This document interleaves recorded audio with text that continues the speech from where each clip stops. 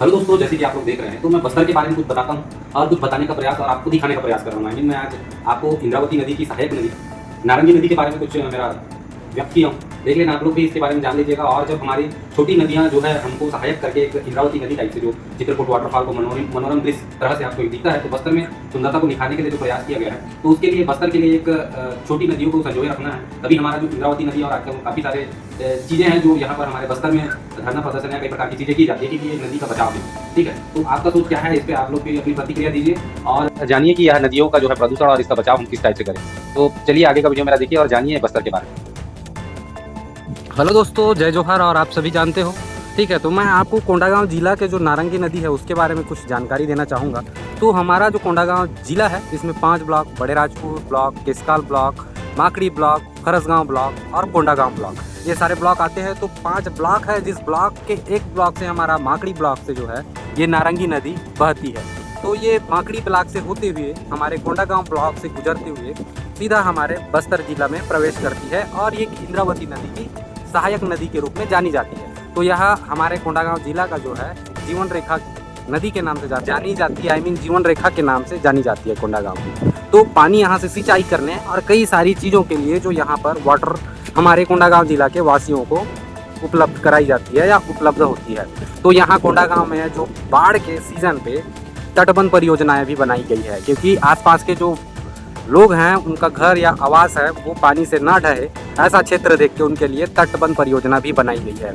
तो मेरा कहना ये है कि जब ये सारी चीज़ें बनाई जाती है तो हमारे जो है काम करने वाले जो स्थायी कार्यपालिका, न्यायपालिका, विधायिका और जो लोग हैं असाइन पर्सन, उन लोग ध्यान क्यों नहीं दे रहे हैं। इसलिए बोल रहा हूँ क्योंकि यहाँ प्रदूषण का हवाला मैं देखते रहता हूँ। काफ़ी सारी फैक्ट्रियाँ जो है हमारे कोंडागांव जिला के अंदर लगे हैं, जिला कार्यालय से दूर तो सही, गांव और फिर गांव के अंदर और सिटी के अंदर ये सारी फैक्ट्रियाँ लगे हैं।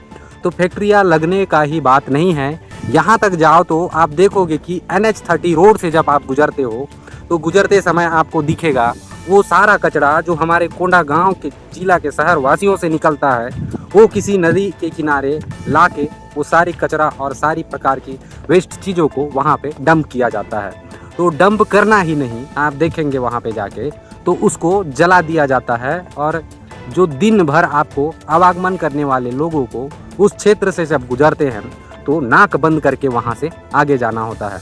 तो ऐसी सारी सिचुएशनें हैं यहाँ पर। हमारी जो कार्यपालिका, कार्य करने वाली और विधायिका, जिनका पेमेंट दर दर बढ़ाया जा रहा है, कई सारी चीज़ें हैं।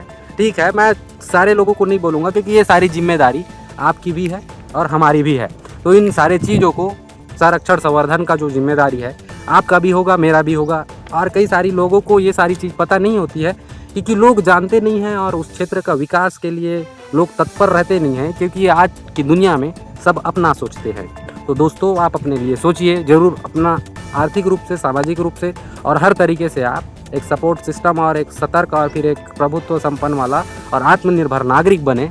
नागरिक बनने के साथ साथ आप कोंडागांव की जीवन रेखा कहे जाने वाली जो नदी है, इन सारे चीज़ों और कई सारी चीज़ें हैं, हेल्थ, न्यूट्रिशन, एजुकेशन, जिनके लिए हमारा नीति आयोग काम कर रहा है, क्या उस डिपार्टमेंट के लोग हमारे इस आयोग में रह के जो गवर्नमेंट का पैसा लेते हैं उन लोग सही तरीके से ये सारा जानकारी ग्रामीण क्षेत्रों तक पहुंचाते हैं, नहीं पहुंचाते हैं। तो क्या मेरा कहना यही है कि इन सारी योजनाओं को आप देखें और जानें। तो चलिए दोस्तों, आप लोग नारंगी नदी का स्थिति देखिए और उसके बारे में थोड़ा सा जान लीजिए।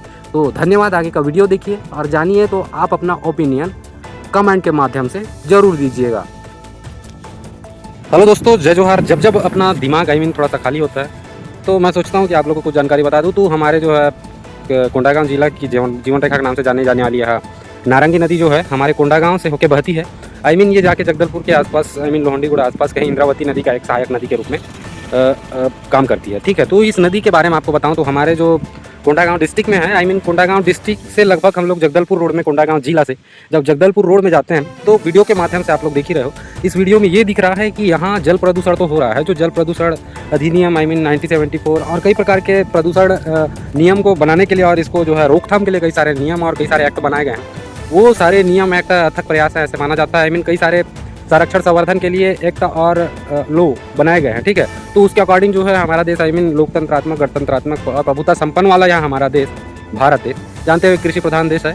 और आप जानते हो कि उस नदी का जो प्रदूषण आपको देखने को मिल रहा है तो ये एक दिन विकराल रूप धारण करेगी। और आप लोग देख रहे हैं कि हमारा जो ये कोंडागांव जिला के जो माकड़ी ब्लॉक से निकला हुआ यह जो नारंगी नदी, जो कोंडागांव को एक सिंचाई और जीवन रेखा कोंडागांव का जीवन रेखा के नाम से यह नदी जाना जाता है। तो इस नदी को देखेंगे आप लोग तो लगता है कि इस नदी के आसपास जब आप NH30 से जब गुजरते रहते हैं तो उसके आसपास जो आपके घर में जो ठीक है जितने भी वेस्टेज मटेरियल निकलते हैं कहाँ से निकलते हैं और वो मटेरियल कहाँ से लाके इस रोड तक छोड़ते हैं, ठीक है, वो मेरे को पता नहीं, बट ये प्रदूषण का एक सबसे बड़ा गंदा प्रकार का है। आप 24/7 तो नहीं बोलूँगा, लेकिन मैं जब भी इस रोड से गुजरता हूँ तो इस रोड में मेरे को देखने को मिलता है प्रदूषण। वहाँ हमेशा धुआं आते रहता है, जाते रहता है। तो वो कहाँ है, वो आसपास मंदिर भी है, ठीक है, मंदिर भी है और जानते हो हमारे कड़कड़ में शिव जी विराजमान है।